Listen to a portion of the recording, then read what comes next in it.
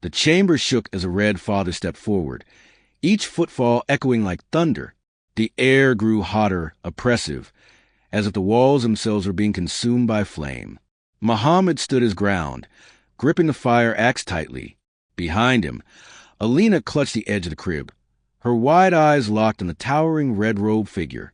"You were never meant to return," the red father growled. "You left your past buried. You chose to forget. Now you will burn in it." Flames erupted from the floor, circling the room, trapping them inside a ring of fire. The red father raised a rusted staff, its top adorned with the screaming face of a child, twisted, agonized, frozen in pain. Then he struck. Mohamed rolled to the side as the staff crashed into the stone where he stood, cracking the ground open. He swung the axe, landing a solid blow to the red father's side. But the figure didn't bleed. Instead, black smoke hissed from the wound, and a deep, echoing laugh filled the room. "You fight the memory, not the monster," the red father said. "But you are both." Mohamed gritted his teeth. "I know I made a mistake. I know I ran from the past. But not anymore." He rushed forward, dodging another blow and striking again, this time at the figure's head.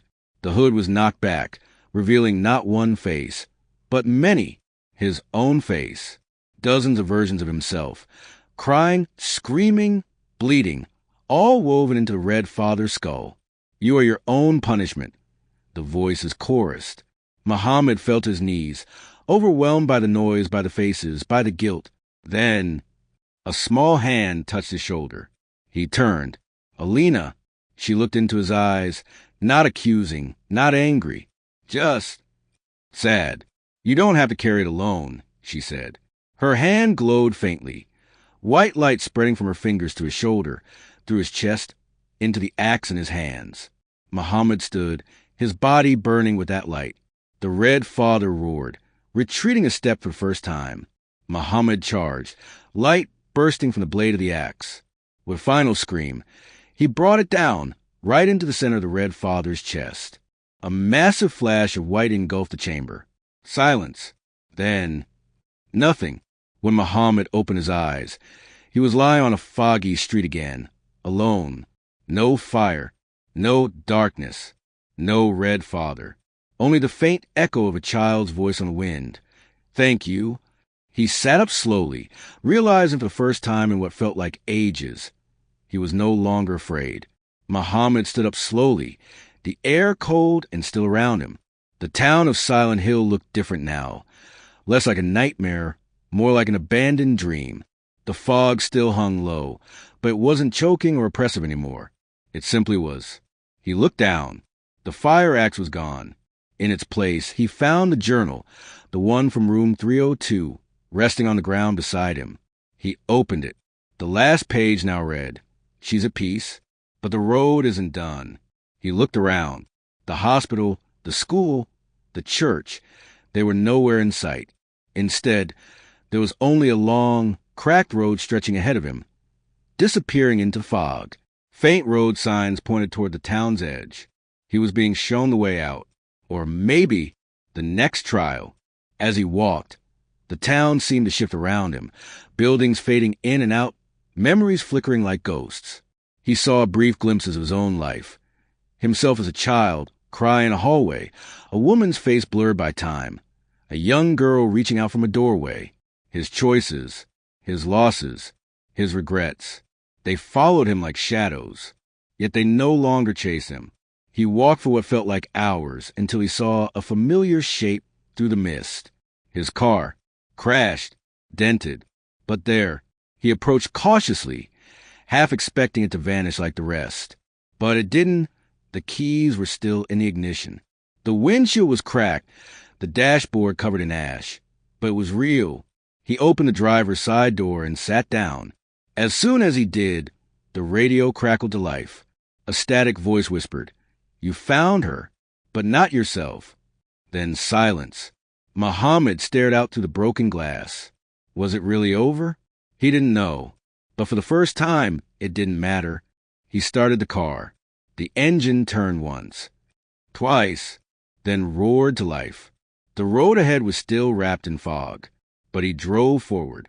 And Silent Hill did not try to stop him. Mohamed drove slowly, eyes fixed on the white road ahead. The fog still pressed against the windshield, but it no longer felt alive. It was just mist now, cold and endless. The world outside the car was silent. Too silent. No birds. No wind. No life. Just the softness of the engine and the occasional crackle of the radio, still filled with static. He tried turning the dial. Nothing but broken voices and fragments of sound, until suddenly one station cleared for a second. Never left. Still here. Always was. Then static again. He gripped the wheel tighter. His hands were trembling, not from fear, but from the weight of everything he had faced a Red Father.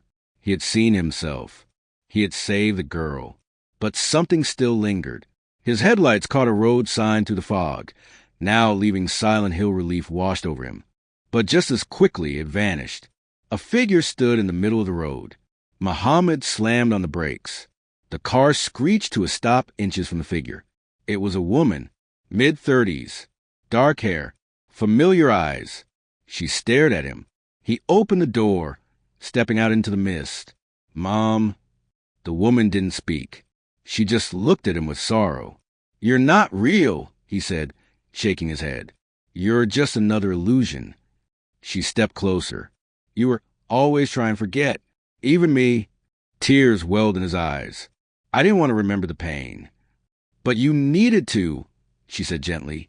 "You can't run forever." He dropped to his knees. "I didn't mean to forget. I didn't want to lose any of you." She knelt beside him, placing a hand over his heart. "You never lost us. You just stopped facing the truth." Then, like mist before sunlight, she faded peacefully, quietly. Mohamed sat there in the middle of the road for a long time, letting it all in. When he finally stood and got back in the car, he noticed something on the passenger seat. Alina's stuffed rabbit. It was old, worn, real. He smiled faintly. Not everything was gone.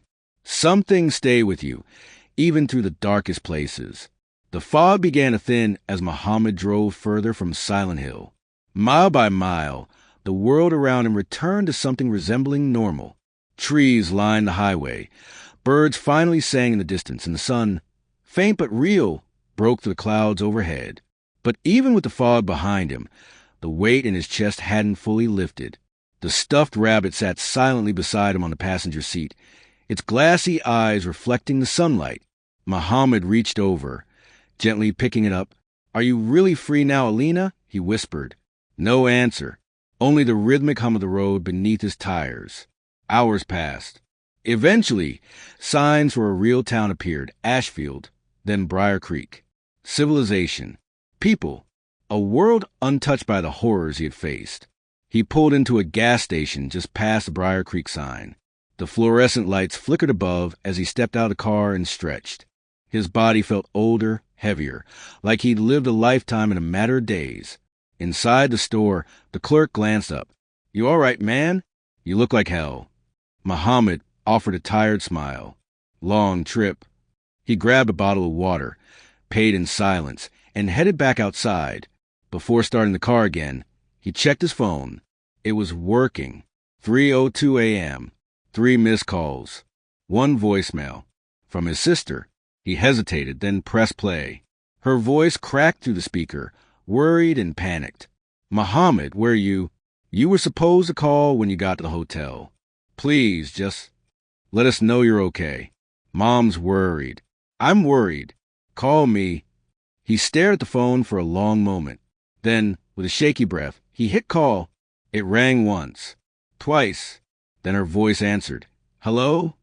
Hey, it's me." Silence. Then crying.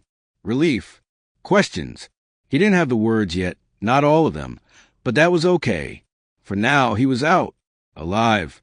Changed.